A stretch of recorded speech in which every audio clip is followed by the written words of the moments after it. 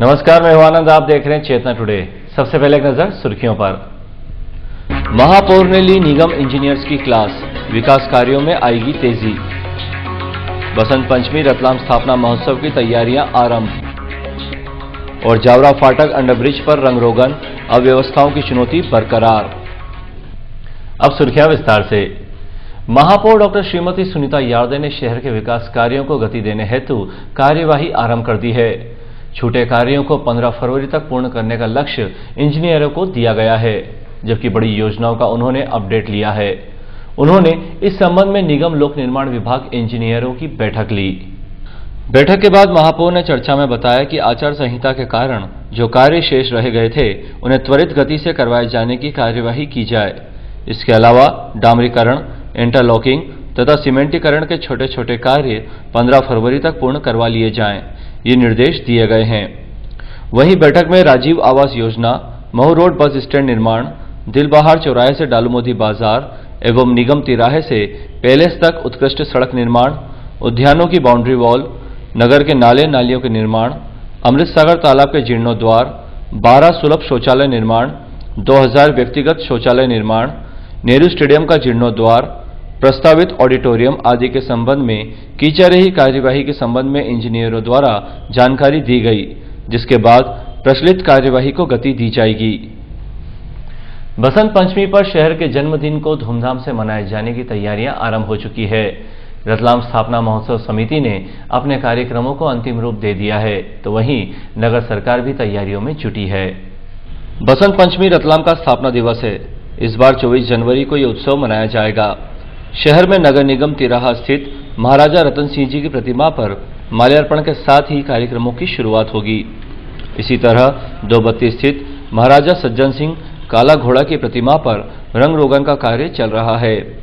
नगर निगम द्वारा सज्जन सिंह जी की प्रतिमा पर साफ सफाई के साथ ही स्टेचू स्टैंड पर रंगाई करवाई जा रही है।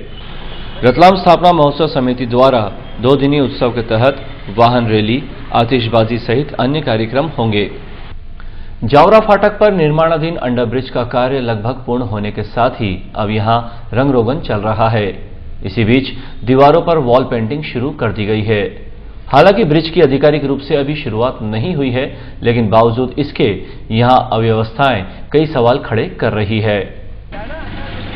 लगभग पौने 2 वर्ष के लंबे इंतजार के बाद जावरा फाटक पर अंडरब्रिज का निर्माण कार्य अंतिम सोपान पर है।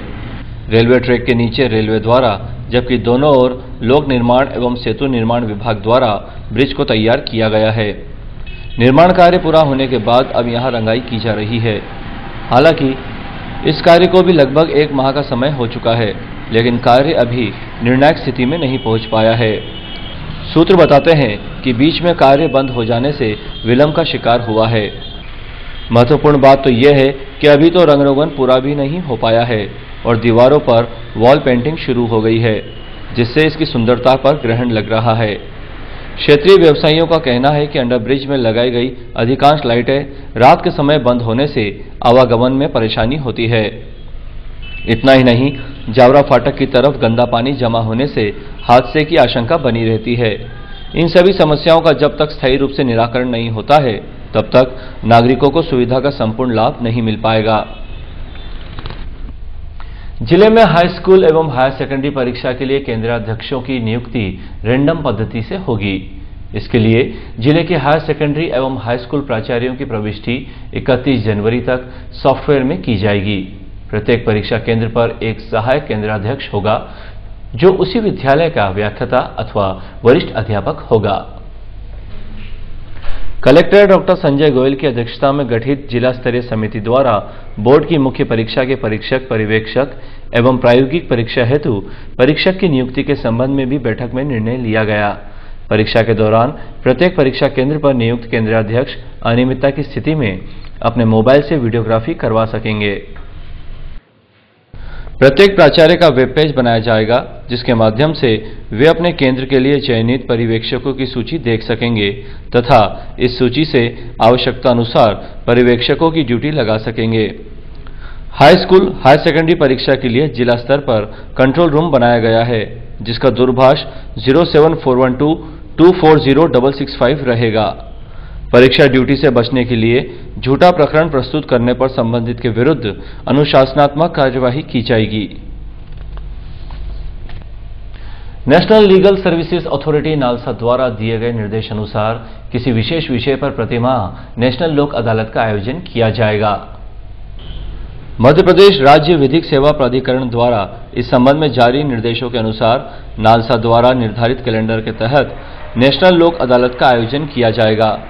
कैलेंडर के अनुसार 14 फरवरी को बैंक संबंधी, 14 मार्च को राजस्व, मनरेगा, भूमि अधिग्रहण संबंधी, 11 अप्रैल को श्रम एवं पारिवारिक मामले, 9 मई अथवा 13 जून को बीमा संबंधी प्रकरणों, 11 जुलाई को विद्युत, पेयजल, टेलीफोन, नागरिक सुविधाओं संबंधी विवादों का निराकरण, 8 अगस्त को उपभोक्ता मामले तथा कर संबंधी मामले, 12 सितंबर को आपराधिक मामले, 10 अक्टूबर को यातायात, नगरीय निकाय संबंधी मामले तथा नवंबर दिसंबर माह में नेशनल लोक अदालत के आयोजन किए जा सकते हैं।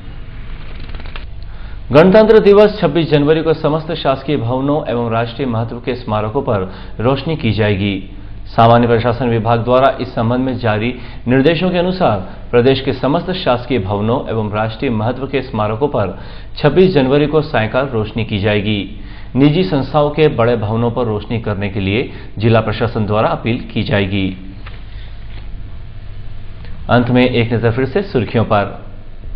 महापौर ने ली निगम इंजीनियर्स की क्लास, विकास कार्यों में आएगी तेजी। बसंत पंचमी रतलाम स्थापना महोत्सव की तैयारियां आरंभ। और जावरा फाटक अंडरब्रिज पर रंगरोगन, अव्यवस्थाओं की चुनौती बरकरार। चेतना टुडे में आज बस इतना ही। हम फिर मिलेंगे कुछ और नई सुर्खियों के साथ। तब तक के लिए नमस्कार।